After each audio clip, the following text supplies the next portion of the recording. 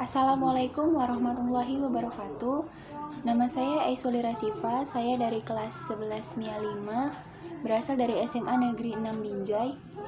Hari ini saya akan membahas tentang materi kedatangan bangsa Portugis ke Indonesia. Berikut materi yang akan saya jelaskan.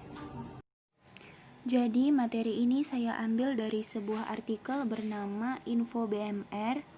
Nah, di situ dijelaskan bahwasanya bangsa Portugis datang ke wilayah Indonesia karena faktor dorongan ekonomi, agama, dan petualangan. Kemudian Vasco da Gama mencapai Kalkuta di pantai barat India pada tahun 1497. Dan bangsa Portugis memiliki tujuan pergi ke Nusantara, yaitu untuk menaklukkan Kalkuta saat itu, untuk menjadi bandar utama sutra, kayu manis, porselin, cengkeh, dan lain-lain. Kemudian mereka berdagang barang-barang yang berasal dari mayoritas pedagang Malaka. Kemudian berita mengenai kekayaan Malaka tersebut mendorong Raja Portugal mengutus Diego Lopes de Sequeira untuk pergi ke Malaka. Nah, pada awalnya Sequeira disambut baik oleh Sultan Mahmud Shah. Namun, para pedagang Muslim India berhasil meyakinkan Sultan bahwa orang Portugis sangat berbahaya dan merupakan ancaman berat bagi Malaka.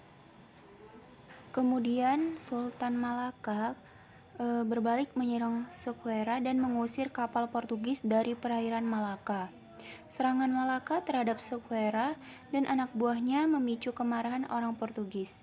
Lalu Portugis mengirim gubernur Portugis ke India, yaitu Alfonso de Albuquerque. Kemudian ia berangkat dari Goa pada bulan April 1511 menuju Malaka dengan kekuatan kira-kira 1.200 orang dan 17 hingga 18 kapal. Kemudian perang antara Malaka dan Portugis tidak dapat dihindari lagi. Namun Portugis menang dan berhasil menduduki Malaka. Setelah menaklukkan Malaka, Portugis mengirimkan sebuah armada ke Maluku di bawah pimpinan Francisco Serrao. Kemudian orang-orang Portugis tiba di Ternate. Di sana mereka mengadakan persekutuan dengan penguasa setempat. Pada tahun 1522, Portugis mendirikan kantor dagang lengkap dengan benteng di Ternate, serta memperoleh hak monopoli di pusat rempah-rempah. Sebagai gantinya, orang Portugis harus membantu Ternate menghadapi Kesultanan Tidore yang didukung oleh Spanyol. Dominasi perdagangan orang Portugis di wilayah Nusantara tidak berlangsung lama. Portugis mengalami kekurangan bahan makanan, dana, dan sumber daya manusia. Lalu, bangsa Portugis di Nusantara semakin goyah akibat terjadinya pertikaian dengan berbagai kesultanan setempat. Pertikaian tersebut terjadi akibat perebutan pengaruh dalam bidang ekonomi, politik, maupun agama. Lalu dalam perseteruan itu, pusat kekuasaan Portugis di Malaka sering mendapatkan serangan dari sejumlah kerajaan Muslim di sekitarnya, seperti kerajaan Aceh, Demak, dan Johor. Akibatnya, kota yang pernah menjadi bandar perdagangan yang ramai itu menjadi sepi, sehingga Portugis pun merugi. Kemudian kesulitan-kesulitan yang dihadapi oleh orang Portugis akhirnya melemahkan posisi mereka di berbagai wilayah Nusantara.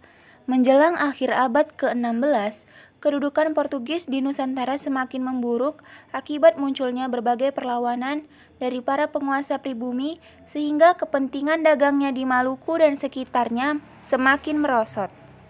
Akibatnya mereka mengalihkan perhatian ke Kepulauan Nusa Tenggara dan akhirnya menetap di Timor. Akhirnya, masa keemasan orang Portugis di Nusantara lenyap seiring dengan kedatangan bangsa Belanda yang kemudian mengambil alih kedudukan mereka. Demikianlah video ini saya buat. Semoga video ini bermanfaat bagi kita semua. Mohon maaf bila ada kata-kata yang kurang jelas. Wassalamualaikum warahmatullahi wabarakatuh. Selamat pagi.